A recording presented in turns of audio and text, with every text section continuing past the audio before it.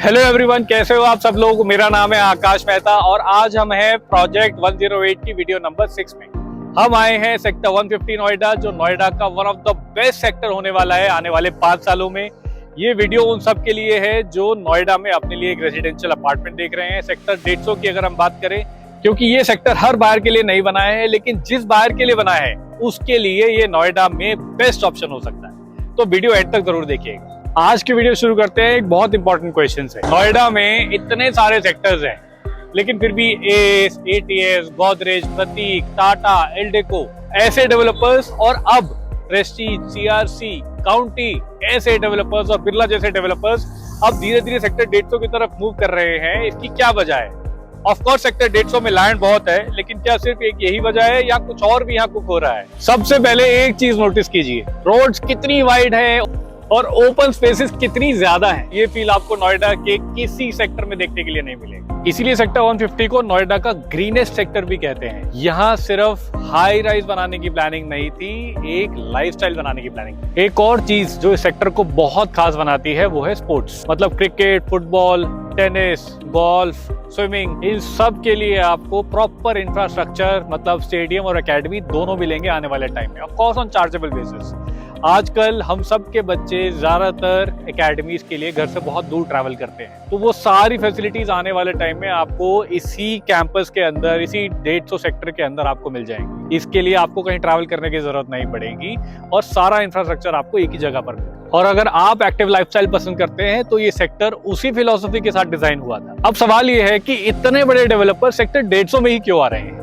उसके 3 मेजर कारण है। सबसे पहला ये है कि लैंड पार्सल्स बड़े हैं तो डेवलपर्स को प्रीमियम प्लानिंग करने का मौका मिल जाता है। दूसरा, बायर प्रोफाइल। यहाँ आने वाला बायर जनरली सिर्फ घर नहीं देख रहा बल्कि लाइफस्टाइल देख रहा है। और तीसरा, अब ये सेक्टर धीरे धीरे मैच्योर हो रहा है। पहले यहाँ कुछ लॉन्चेस आए, अब धीरे धीरे यहाँ पर प्रीमियम लॉन्चेस आ रहे हैं और आने वाले टाइम में आपको यहाँ पर बहुत बड़े नाम देखने को मिलेंगे डेवलपर्स। और मार्केट में ऑलरेडी डिस्कशन है कि एस आरते, ये 150 में जो एस पार्कवे 2.0 के नाम से आ रहा था, उसके लॉन्च के बाद सीआरसी, प्रेस्टीज, गौर, प्रतीक और ऐसे और बड़े डेवलपर्स अपनी प्रेजेंस और स्ट्रॉन्ग करने वाले हैं सेक्टर 150। अगर प्राइसिंग की बात करें तो रीसेल में इस सेक्टर में 12 से 15 हजार रुपए पर स्क्वायर फीट पर चीजें मिल जाती हैं और जो नए लॉन्चेस आ रहे हैं वो 18 से 20 हजार रुपए पर स्क्वायर फीट के बीच में स्टार्ट होंगे।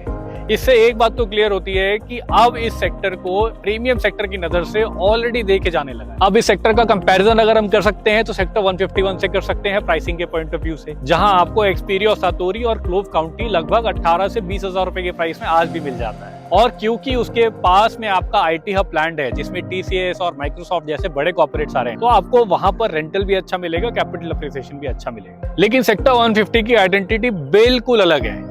ये हाई डेंसिटी अर्बन लिविंग नहीं, low density lifestyle living offer करता है। अब सबसे इंपॉर्टेंट सवाल, क्या सबको सेक्टर 150 कंसीडर करना चाहिए? नहीं।